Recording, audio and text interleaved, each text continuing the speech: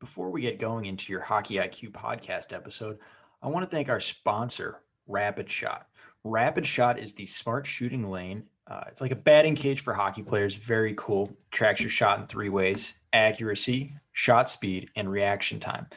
Easy to use. Actually, I used it when I played and was growing up. Very easy. Simply scan your phone in, select your settings, and start shooting. You can see your stats on the app and online. You can check them out at rapidshot.com. Great small business. I actually grew up with one of the owner's sons and have played with all the family members by now, just in local pickups here in Ohio. Very cool local business. Awesome product. I love it. I know quite a few NHLers have them in their homes. A lot of D1 programs have it at their rinks. So you have to check this out.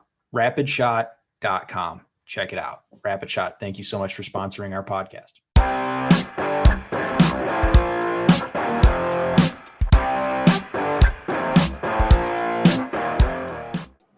On today's podcast, we bring on Marty St. Louis, true legend of the game and absolutely phenomenal coach.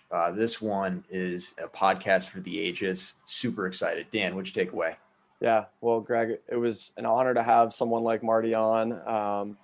One thing that I took away off of hockey was just, it seemed like we were just at a rink shooting the breeze with somebody, just like a hockey dad, and you would never know. That to me was really impressive. He was just like a easy guy to talk with. All the more impressive just given his career and his stature in the game. But I mean, we dug into a lot in this podcast. I really enjoyed his definition of chemistry. I thought that was really insightful. We talked a lot about playing in between checks, which I think is a great strategy that probably isn't talked about enough at even the higher levels, but certainly at like the youth and whatever lower levels. There was just a lot to take away from this episode. How about you? Yeah, it's a lot of stuff that we've talked about, especially on our newsletter, being able to value taking in information and being able to play and dictate, not just let the game and read and react, but really play. He called it playing the future. I call it dictating the play, really, and setting yourself up for success. So when you do get that puck, you're able to already be between checks. You're creating confusion, all of this stuff. So there's this and then more on the podcast, and there's no way we're going to get it in the preview here, but super excited to bring on Marty and share this with everyone. Without further ado, our podcast interview with Martin St. Louis. Welcome to the podcast, Marty St. Louis. Glad to have you on. I know you've been doing a lot of coaching, and it's probably been an interesting time with COVID, but glad to have you sit down for an hour with us. Yeah, no problem, guys. Thank you. So just obviously we know your background, playing illustrious career, but you've really dove into the coaching side of it. Kind of curious, what does retirement looks like for you and just coaching your own kids now? I know your oldest is at the U.S. National Development Program, so that's got to be cool for you, but also a little bit of rivalry playing for Canada. Yeah, no, for sure. My boys grew up in the United States. I mean, I've been living in the United States since I was a freshman at UVM. I actually got my citizenship 4 years ago. My kids were dual as well, but I think they identify themselves as American. I'm definitely Canadian, but I'm glad that the resources with USA Hockey and that program, that national team development program, has been a great platform for my oldest to actually keep working on his game. I dove right into coaching after it was a big reason why I want to get out. I mean, I was 40 years old. I felt like I'd done enough. It gets to a point like, what are you chasing? I was healthy. I made enough money, and my kids were just at an age where I felt I was missing out on everything. My oldest was like 11, turning 12, then 9 or 10, and then 6, 7 years old, and I just was missing all the practices, all the weekend games.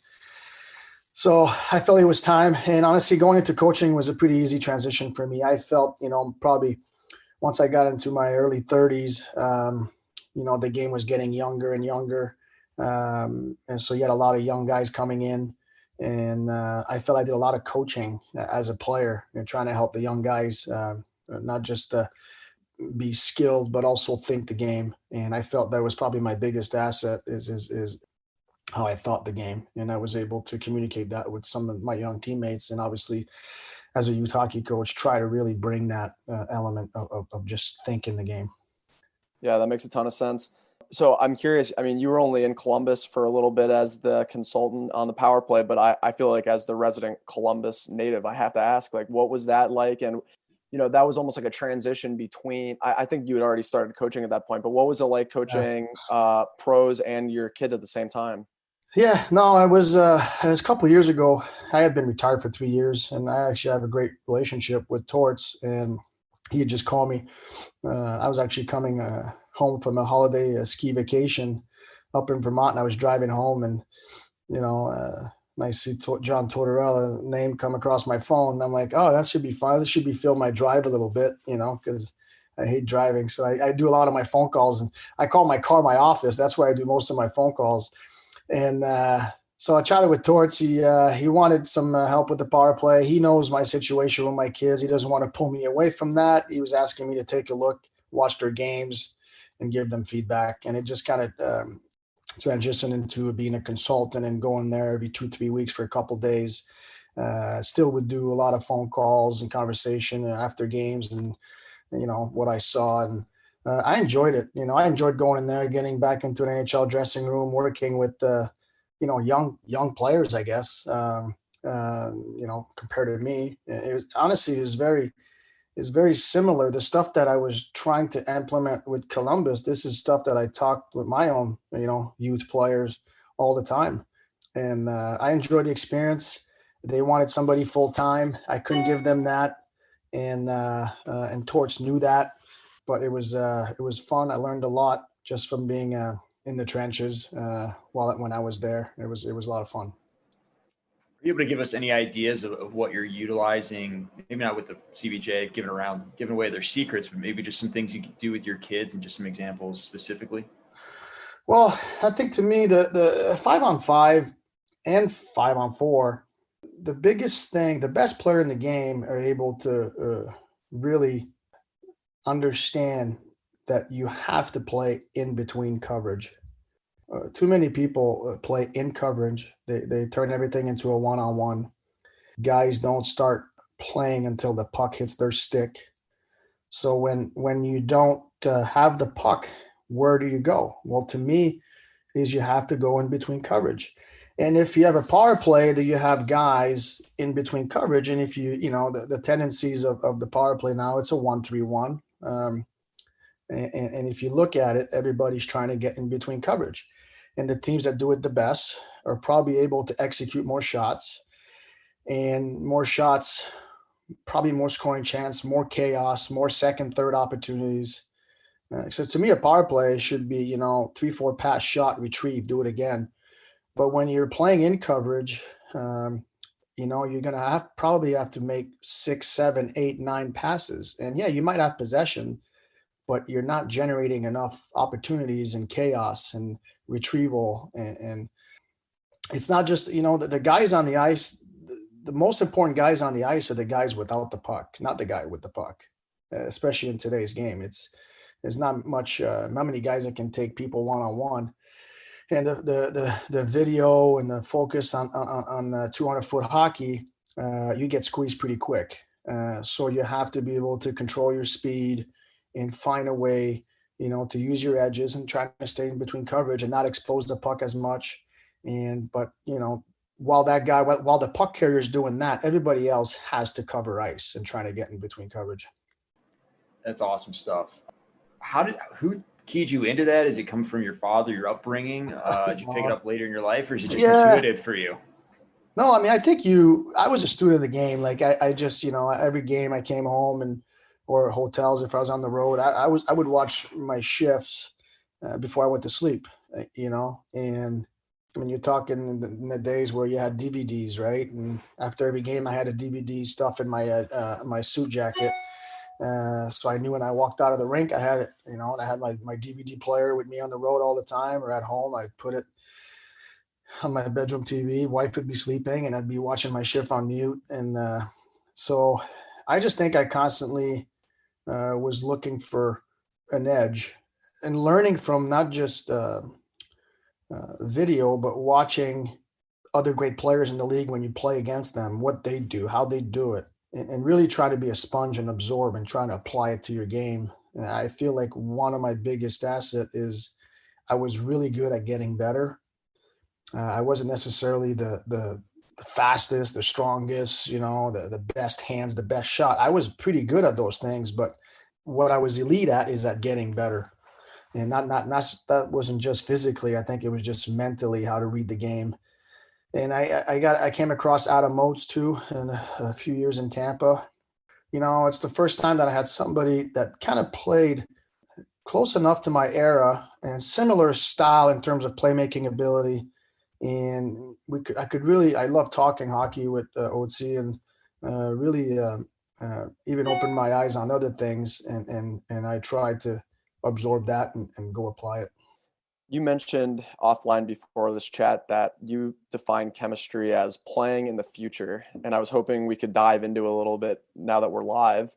What does that mean exactly? And also, like, what type of player did you found the most success to play with? Like, was there a type of, like, a profile that, was like the type of player that allowed you to succeed the most? Or I know you've talked a lot about how you've become adaptable, and that was a huge part of your game, but was there ever like one type of player that really stood out for you?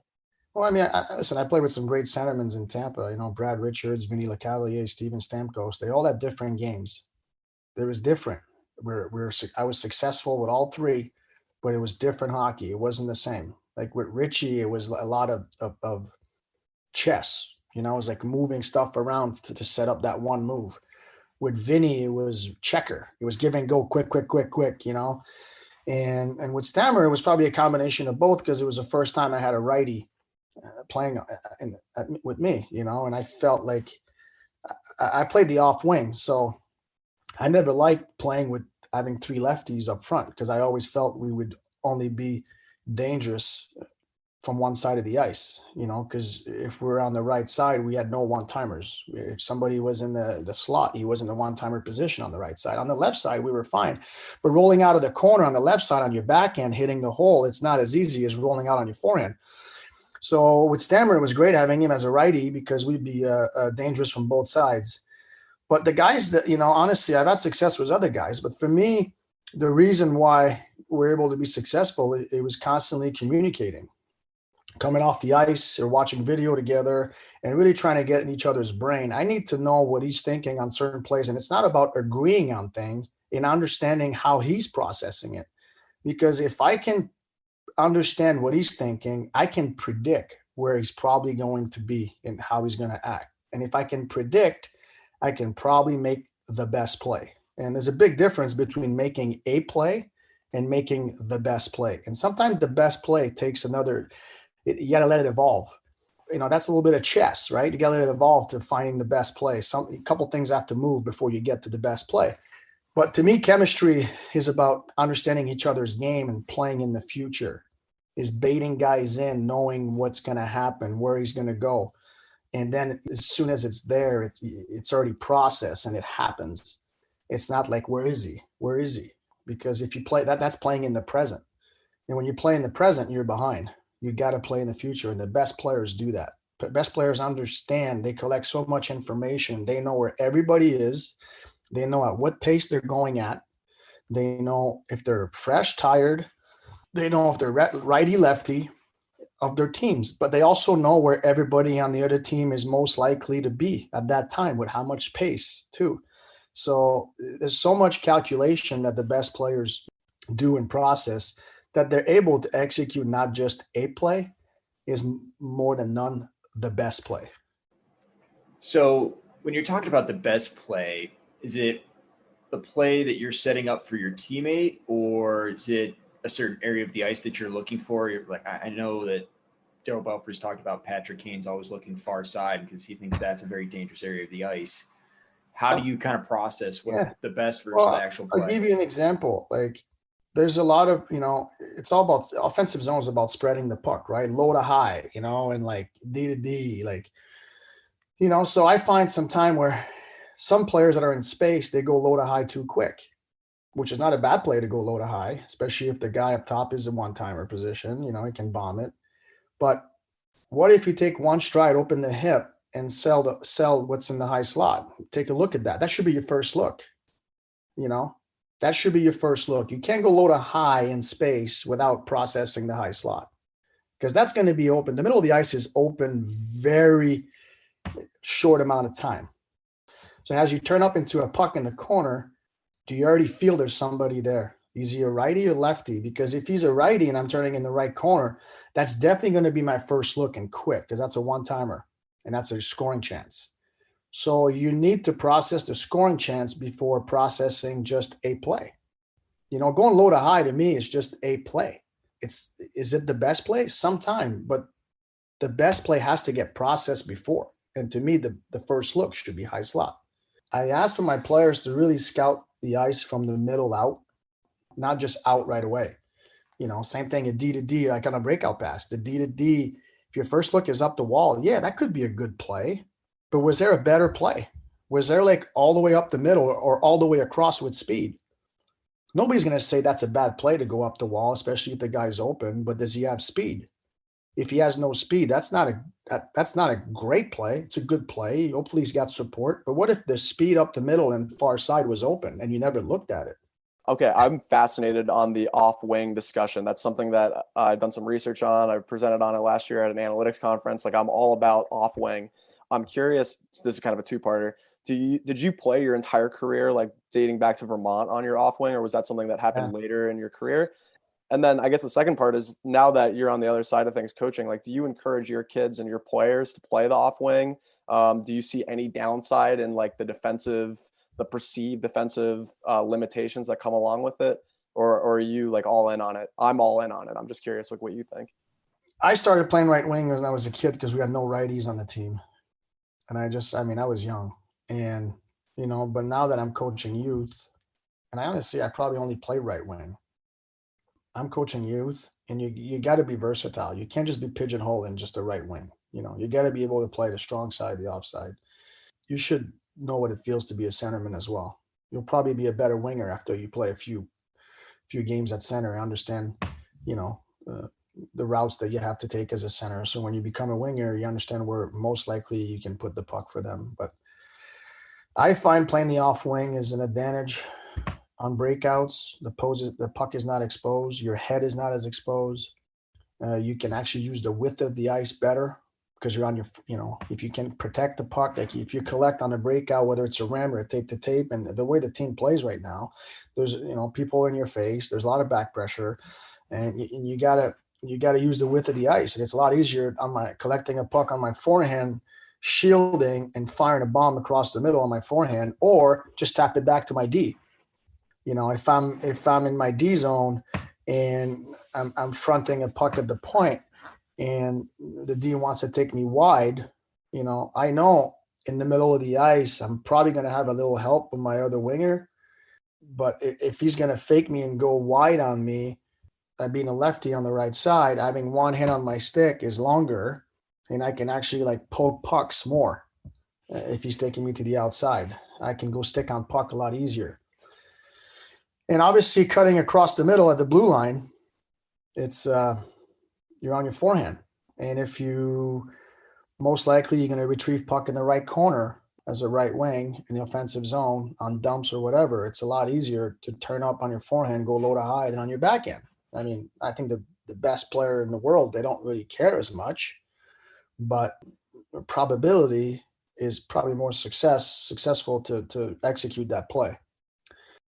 Coming down the right side in a 2-on-1, you're on a one-timer, And so, I mean, for me, I totally think it's a huge advantage. I like my Ds to be on their strong side and my wingers to be on their off wings. So going more into your coaching, what are the areas that you're really emphasizing with your young players? I know every coach has a little bit different area, so I'm curious what yours is. I mean, it depends what age, but you got to make sure that especially the young age, they're still in that, skill acquisition and speed development. You got to check those boxes. I try to create a lot of conflicts in games and short ice and small ice area and decision making. I have kids that are much faster than others, and I'm trying to handicap them by shrinking the ice so they can't just get away. They got to use their hands. They got to use their brains, and try to create game to emphasize decision making.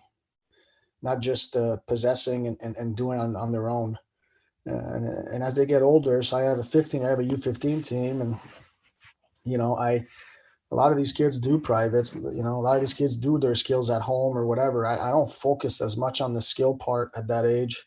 I focus a lot on the competing and the decision making. And a lot of the decision making is done in short ice games, small ice, small area games, with some some rules and conflict and confusion sometime, where they need to process it. There's times I'll play. I won't split the guys in two colors. They'll just be random. They got to figure out who's on their team, and that's really challenging because you got to stick handle. You got to protect and still look over your shoulder. You can't just identify a color. You actually have to identify. Not everybody looks the same on the ice. Just maybe his stride or his stick or his the way he looks on the ice. And you have to remember it maybe that I have a blue and a red on my team, so you got to look for that. And it's just a lot of confusion, but you're trying to make it harder for them, so that when they actually are in a game, it should be easier to process it. Right. We did something kind of like that last year. We put like lime green and pink tape on like a part of their stick, and that was everyone wore black jerseys, and it was super successful. I love that idea. I'm curious if you've had anything that's surprised or impressed you about the state of youth hockey just at large today. I mean, I just think the speed, the skill level of the players, the youth players, is just amazing. And I think as coaches, we got to be careful and just falling in love with that. You have to appreciate the kids that think the game, have a good computer, and they might not be as impactful at 10, but the computer is there, and you just got to be patient with their growth. Not everybody is strong at 10 or big at 10 or 12, whatever it is. So I think as coaches, you got to be careful of what you value. And those guys that are big and strong, you have to handicap them. You can't just let them solve the problem with, physical ability, So that's why it's important to really shrink the ice at a young age and create conflict, not just skate away from conflict. They got to think their way through a conflict.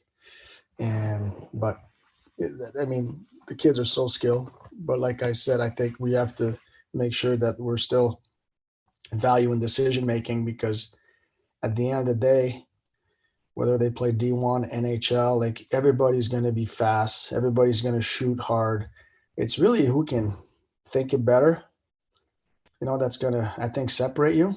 Obviously, the compete level is very important. Competing is more than working hard. You can sweat when you work hard, but competing is a whole other level than working hard. And, those are the two most important things for me, is the compete and the computer. And I think the rest of the stuff kind of comes together eventually.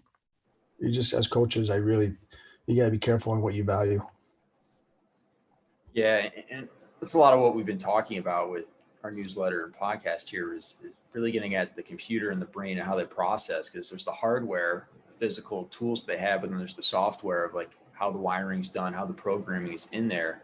So we like to use video a ton. I'm assuming you do as well, but there's so many ways to go about breaking down video with players of like, don't do this, love this, praising. What are the ways that kind of you've used video with your team? Obviously used it during your career as DVDs and later on much better technology, but nowadays we have so much access, and every team has access, every player has access. What are the areas for you that you're keying in on and talking about and going through?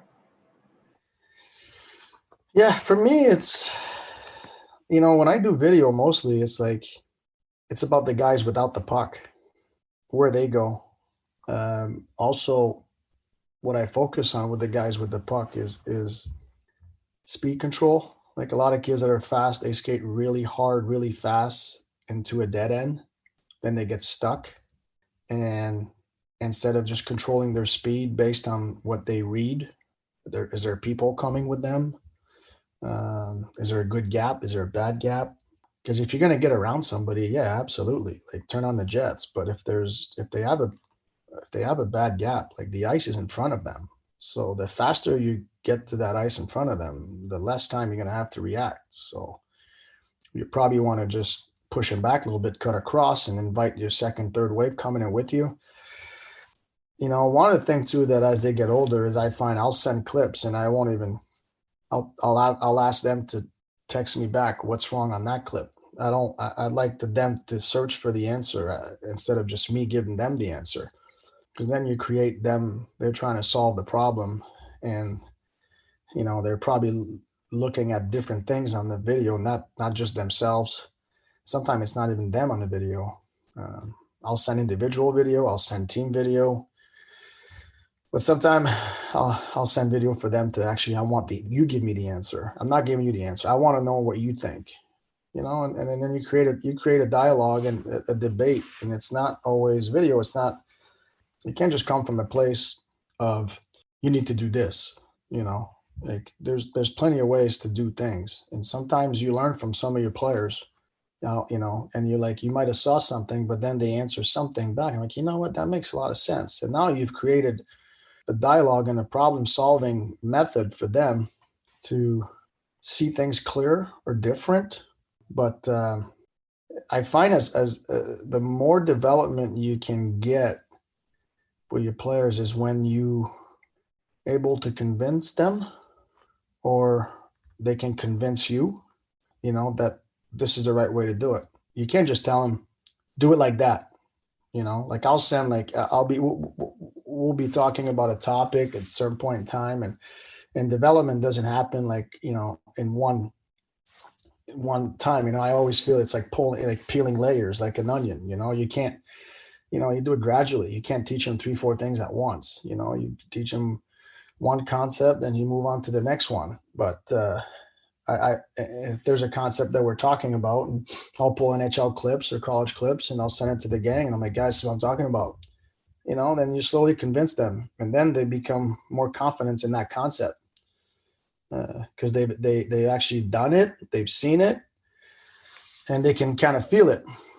So that's pretty much the angle I take. That's wonderful. And I think getting kids to start asking questions is something that some kids are really good with, and some kids really struggle at asking questions. Yeah, I think some kids care more about actually getting better than others. I think some kids, some kids like, yeah, they say they love hockey. And okay, it's one thing loving hockey and stuff, but do they actually like working at getting better? Not just like, because you can do 1,000 reps, you can do 1,000 of the wrong reps. You're working hard, but like, are you actually getting better doing those 1,000 reps? And you have the kids that are going to ask question. Well, what if I do it this way? Yeah, that's great. But then they take ownership into their development. And that's what, as they get older, that's what I'm after. I actually encourage the kids they have we have a text chain for the team. I have individual chain with the guys, and they can send me sometime, because what I usually do is I videotape my computer screen and I talk over it with a pen, and I'm like, okay. And then now they can do the same thing to me. They have the video of the game, and they're taping the video, and it's not like crystal clear, but it's definitely clear enough, especially in today's technology. And they ask me question, Coach, what did I should have done? Was that okay? Like, did I, and sometimes they just, they're looking for perfection. And I'm like, guys, I've never played a perfect game. Every game you're going to have 3, 4, 5 plays that you want back. They're gone. You learn from them. You move on, and there's so many factors that come into, a bad read or whatever, could be your line mate didn't do the right thing, and you got stuck because of it. But sometimes they just look at themselves. They don't look at the whole picture. So I definitely don't want them to think they got to play a perfect game. I want them to learn for their mistakes. To me, a bad read is better than a no read. If people are just not reading the game, that's not as good as, I'd rather you make a bad read than not read at all. Yeah, I like to tell my kids that it's a game of mistakes. We just have to make one less than they do. I don't want you to, pick your favorite kid here or anything, but you've coached at a bunch of different ages. So I'm curious, like maybe what age do you find to be the most rewarding? What age do you find the most development happens? Like, is there a favorite age that you've coached or one that sticks out or? No, I think they're all fun. I mean, I definitely enjoy the older boys better. I think you can really dissect the game a little more. I think when they're like 10, 12, if they're too young to, you can't teach a 12-year-old, calculus, there's a time and place for everything. And I definitely enjoy the more complex problems at an older age than, the 10, 12 phase, but that phase is important. And like I say, I think at that age, we're still creating conflict, but we're still in that window of skill acquisition where, we don't worry so much about, the structure and as I feel it when they get older, like you get a little bit of structure in there and, they start realizing, wow, like this is a game we play with five, it's not just me. I got to go put the puck in the net, and, it's fun. Like you get face off plays and some power play routes and this and that. It's just, you get to elevate the thought process a little bit and the preparation too. You go from the kids playing, mini sticks in the hallway at the hotels to the kids, hanging out in the lobby on their phone, or you're not worrying about if they're gonna break a lamp in the hallway or they're gonna get yelled at by hotel security. So I definitely like the older age a little bit better, less babysitting, I guess. Oh, that's too funny. Yeah, I think we've all been there at some stage where we've broken something and the hotel security gets called and our parents are all upset at us. So that's great. But you've mentioned a few times about routes. So I've talked about it and how we can create ways to have longer passing windows and things like that. What are routes for you? What do they mean and why are they important?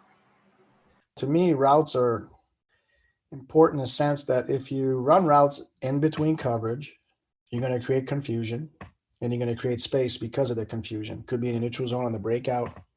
So the routes are important. There's certain guidelines of where your route should be, but to me, it's similar, but it's never the same all the time. It depends where the defenseman, who's on me. But I feel like the way the game should be played is played. You got to use the width of the rink, and you're able to use the width of the rink because of some of the routes that you run in front of it.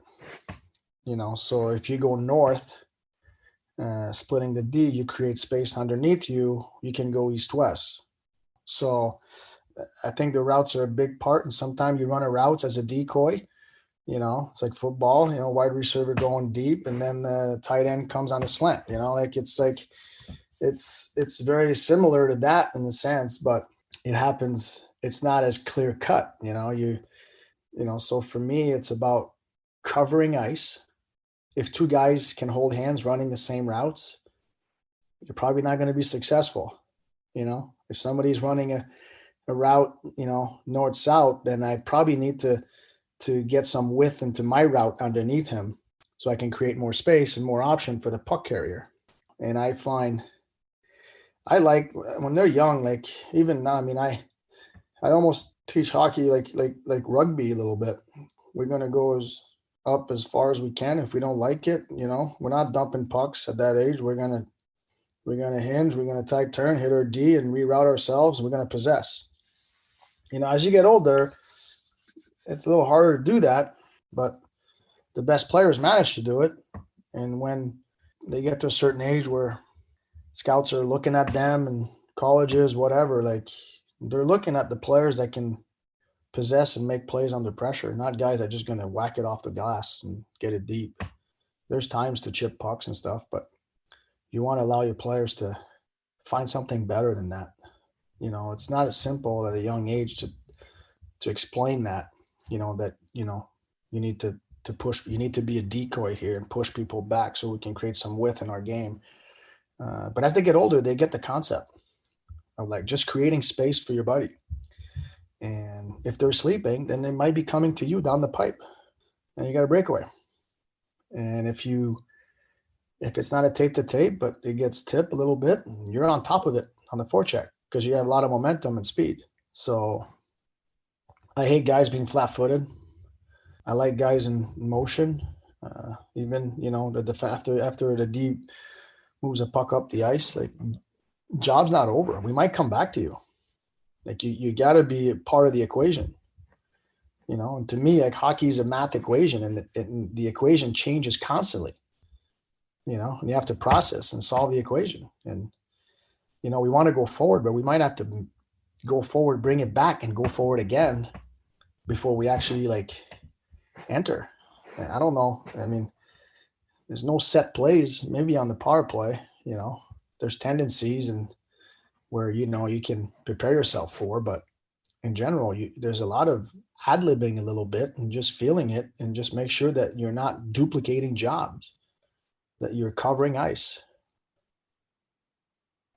Right. Yeah, that's really well said.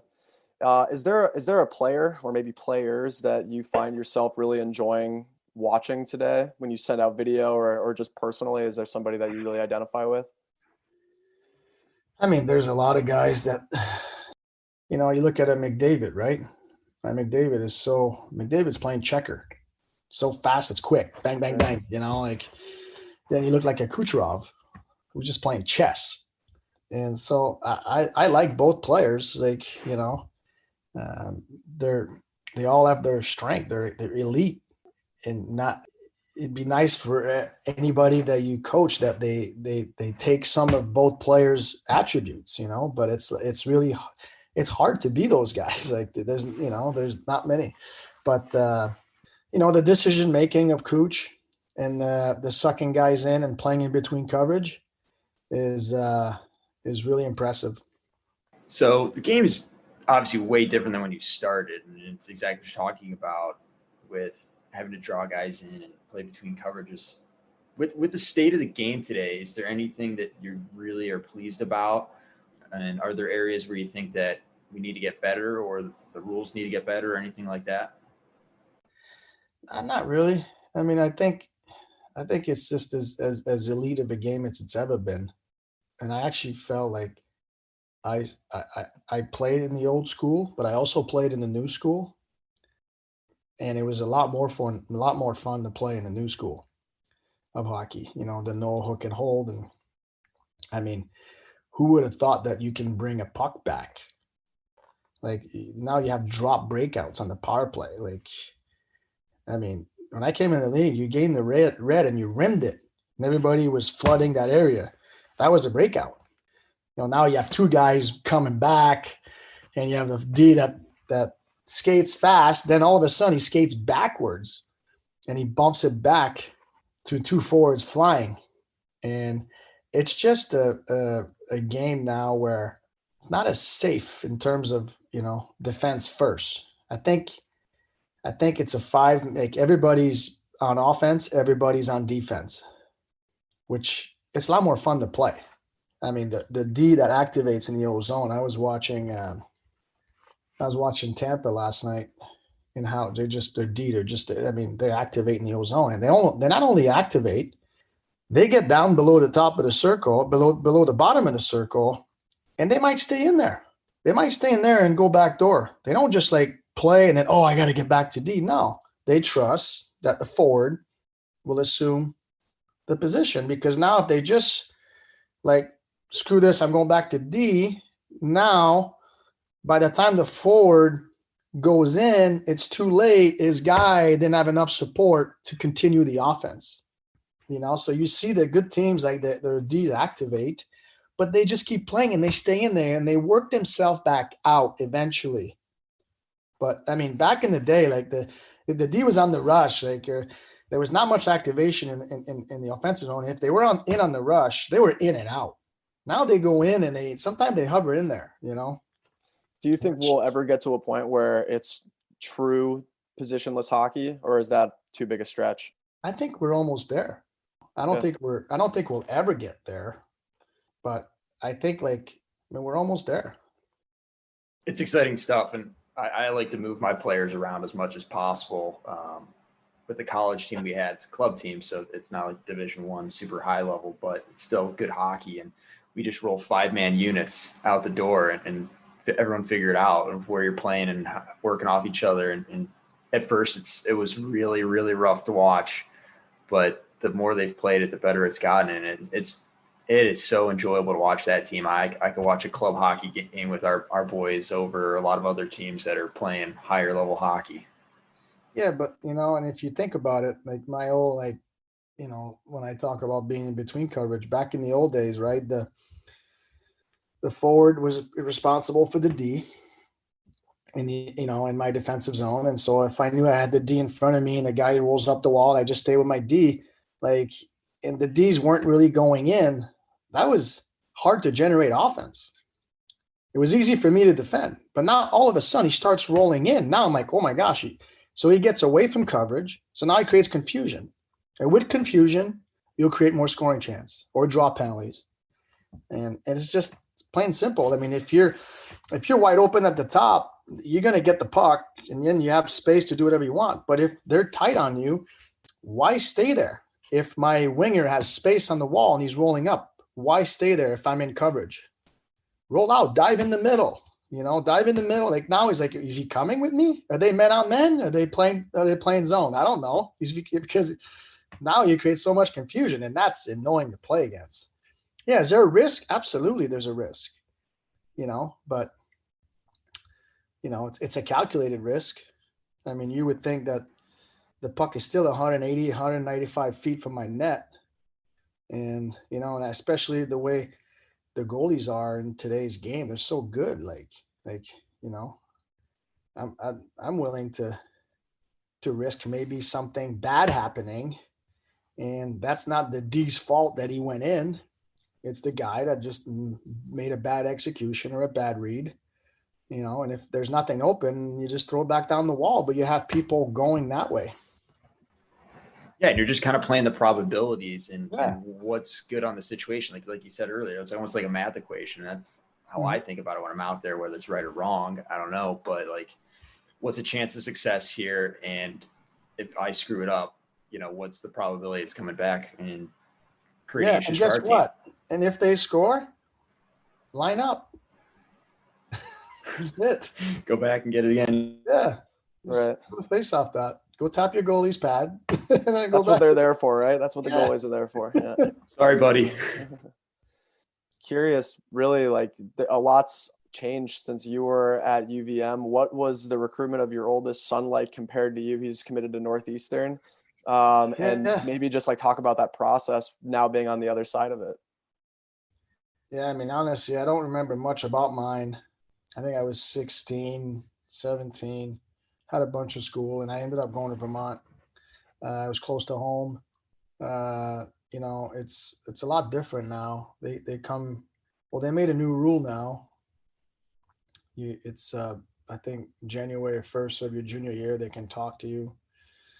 And with my oldest boy, there was no rules. So, he had opportunity at a real young age. And honestly, I just sent him and my wife to go deal with that. It wasn't going to be my decision. And she's going to ask all the academics questions. I want it to be about him, not, about me being in there and stuff. So he went and dealt with it. He made his own decision, and I was happy with his decision, and he's the one that, that lives with it. And you don't want to, at the end of the day, they're going to have a bad game, bad grade, bad day. And if it was forced on them, they might not roll up their sleeves and dig themselves out of the hole. But if it's them making the decision, they'll own it and they'll get after it. That's wonderful. Well, I really enjoyed your USA Hockey presentation. We'll put a link in the details here. And you said something that really struck with me, and it's something that I've struggled with a lot of my players, of just not really playmaking until they've run out of options and they're not looking forward to it. I'm hoping you can dive into that a little bit, of just the idea of not waiting until the last opportunity to make a play, or that's the play now that I've run out of all my options. I call it the Instagram hockey. You know, every kid see highlights and so many highlights, and they almost think that's the way the game should be played. Hockey is not just highlights. There's a lot of layers into the game that creates a highlight. And sometimes, there's an opportunity to get a highlight goal, but I bet you something was created before that. It's about letting the play evolve a little bit. The biggest thing is, especially at a young age, they don't realize that the game is played without the puck. I played 20 something minutes a game in the NHL. I probably had the puck on my stick for, I don't know, a minute 20, I'm lucky. I don't know. Not much, under 2 minutes for sure. So for 90% of the game, I don't have the puck. So you need to know to play without it, and that's covering ice, not duplicating job. And then the kid that has the puck, don't start playing once you get it. Understand, because it might be on and off your stick. I don't know what it's going to be. But you got to process so much information before it touch your stick, just on breakout alone. Your D rounds the net. You're on the left wing, let's say. And if you're just looking at the D, is he passing to me? Okay, now he passed to you. And now you start playing. Guess what? It's too late. Did you measure the amount of speed or space your center had? Did you measure if the weak side D was part of it? Did you assess if you're going to get pinched? Are you rolling into it? Are you chipping it? I don't know what you're doing. But the game starts well before you actually touch it. And that's how the best players are able to create so much, because they already know where they're going with it. Whether they cross over to the middle with it, whether it's a one touch, whether it's a bump back, whether it's a one-timer, whether it's just to collect and protect, guys are going for a change. I don't know. But the game starts well before you actually touch it. And, that's playing in the future. Some kids play in the present and then they get stuck, especially as they get older. Awesome. Well, Marty, this has been a ton of fun. I think we've all really enjoyed this. I hope you have as well. But we let our guests 2 minutes. If you want to talk or plug anything you got going on in your life, feel free to do that, or just some wise words of wisdom. You can do that as well. No, I don't have anything to plug. I think my biggest word of advice, I guess, for every young players out there is, especially with social media and everybody, this guy doing this guy doing that. And, it's, don't get discouraged if you're not, that guy. To me, that's just noise. Development happens at a different time for different people. Just really, be good at getting better, and you'll get probably where you want to be.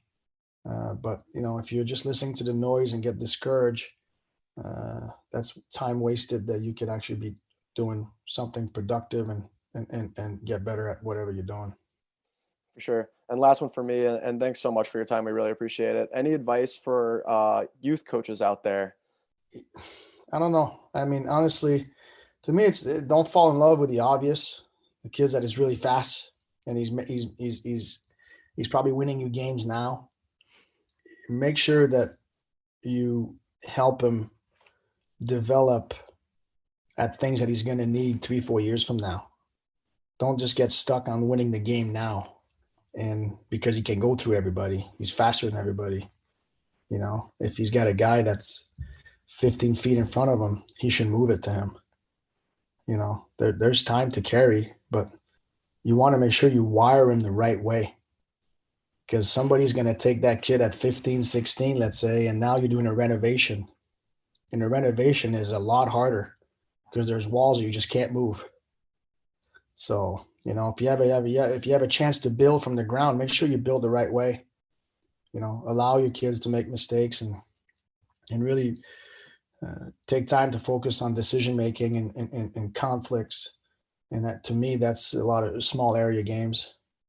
Shrink it as small as you can, depending how big, how old the kids are. Like for me with my U15, I don't even play blue line in. That's too much room. 3-on-3, I don't play blue line in. It's too much room. I go top of the circle down. When they were 8, 10, maybe we went blue line in because now they had a little bit more time. But as they get older, you got to keep shrinking that decision making, that window, that time, because now they have more skill. They have more, their edges are better. Their speed is better. Their hands are better. So they don't need as much time. And so you need to shrink it. So you handicap them as much as possible. I love that.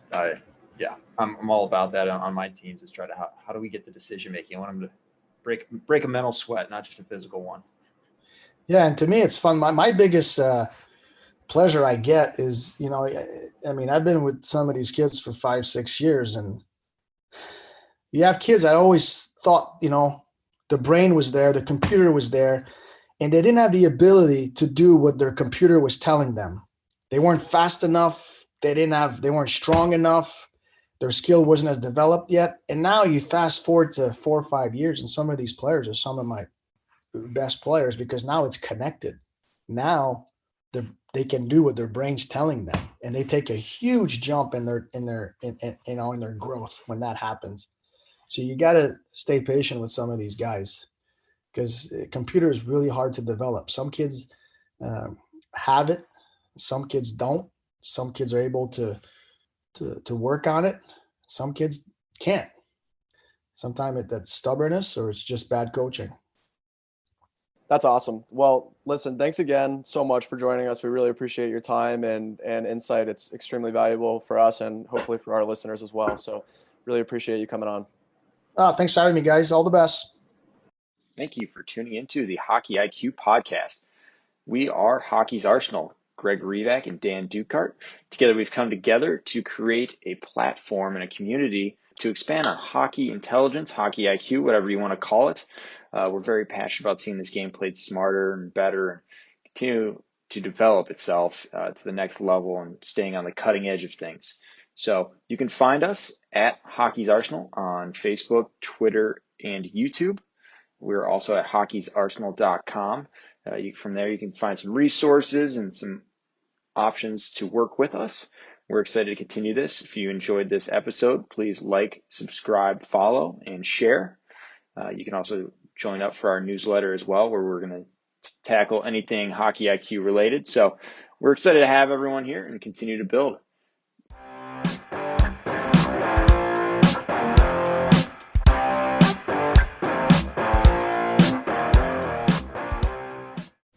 That concludes this week's episode. Thanks for joining us here at Hockey IQ. If you haven't already, take a quick moment to hit that subscribe button, give us a thumbs up, and drop a review. If you want to be a great teammate, even recommend us to a friend. You can follow us at Hockey's Arsenal on Twitter and Instagram. Check out the website, hockeysarsenal.com, where you can subscribe to the weekly newsletter. You won't regret it. Catch your buttes here next week for a brand new episode.